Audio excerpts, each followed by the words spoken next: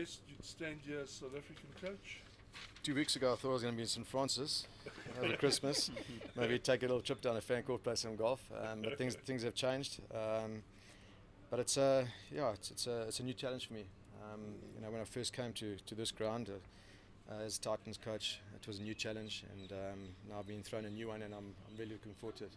You were quite strong about the fact that you didn't see yourself coaching the Proteas anytime soon. You wanted to stay in at the Titans and see it out here. What sort of changed for you? I think leadership up above. I mentioned that at the press conference when I first accepted it. And I just had faith that the guys that have been put in those leadership positions, that they would be able to take care of certain things, and I'd be able to focus on this job, particularly trying to take this group of players forward. What has been the major focus in these few days that you've had with them? I think if we're honest with ourselves, our side's come off a bit of lack of confidence, and for me it's about getting the confidence back. And Jacques actually mentioned it in the change room the other day about preparing for an exam.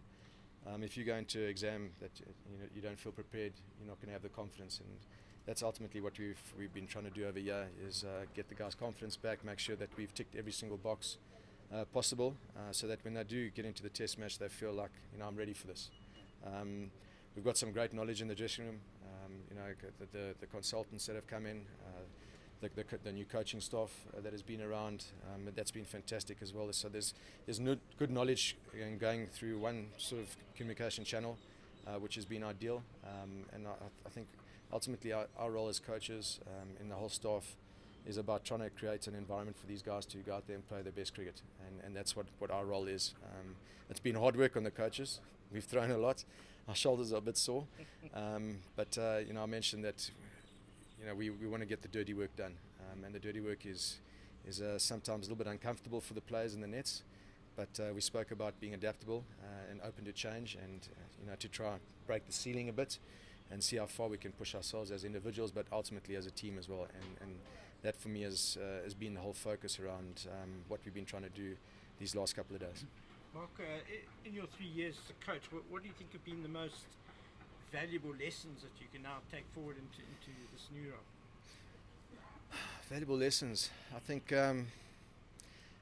if you look at every team, they've got different characters, and I want those different characters to come out.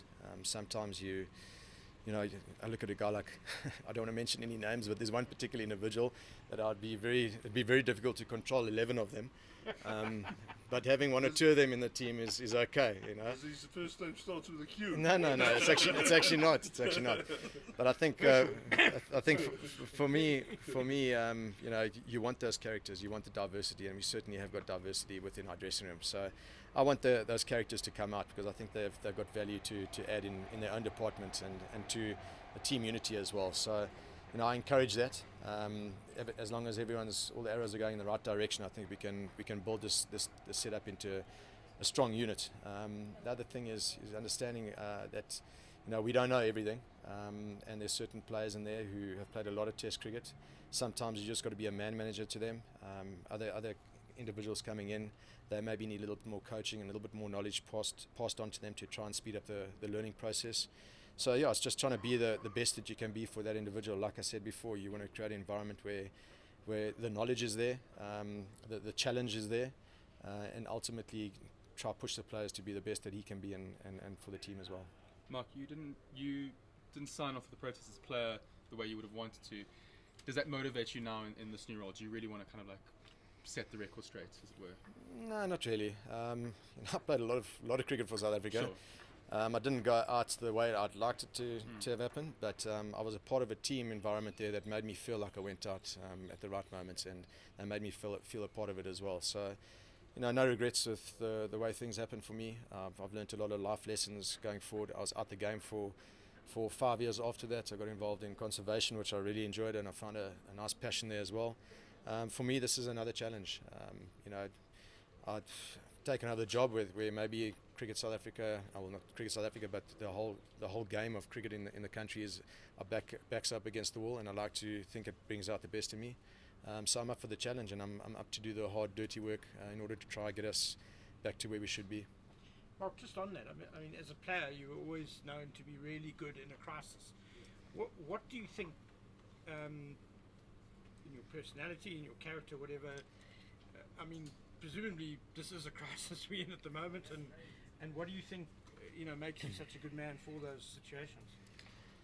I think I've learned a lot of lessons along the way. I learned that my way is not always the right way. That's for sure.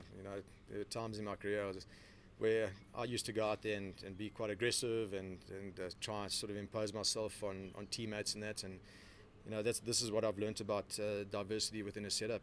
Sometimes guys you won't get the best out of players if you're trying to get them to be like you. So that's why I'm saying my biggest lesson is probably to let people be who they are and let them be natural. I certainly played at my best when I was natural, but my natural wasn't the same as a guy like A.B. de Villiers or Jacques Callis's natural. So that's the lesson, a big lesson that I've learned with regards to leading individuals. And then the one thing that I do believe is that you've got to train smart and play and train at the right intensity, and that's what you would have seen today with the guys. We're training smart and we're training with a good intensity, and ultimately, whenever I make a decision, I ask myself the question: is it a good cricketing decision? And if I can answer yes to that, then I'll go with it, and I'll tap into other knowledge within the dressing room to back that decision up, and then we full steam ahead with that decision. The last thing you want to do is second guess yourself, and that's a question that I always ask so that I don't put myself under pressure with regards to second guessing.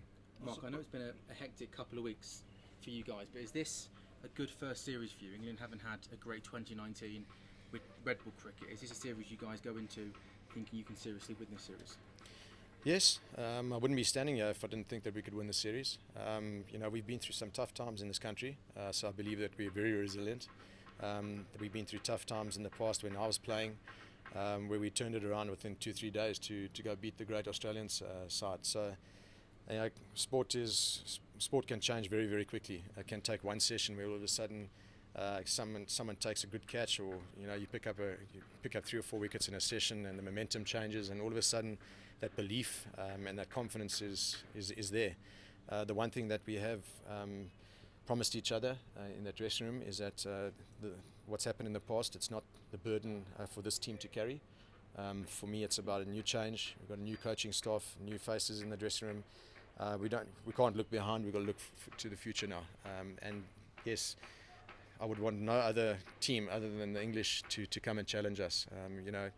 I want the best teams in the world there to go out there and really test ourselves again. We've had a tough time with preparation with regards to the schedule. It hasn't been ideal. But that's another thing we just got to get over and try and make do with what we've got. So we're preparing properly. We will tick every single box before the exam and give ourselves the opportunity to try change things around. What are the strengths and weaknesses in this England team? Sorry? What are the strengths and weaknesses in this England team in South Africa now?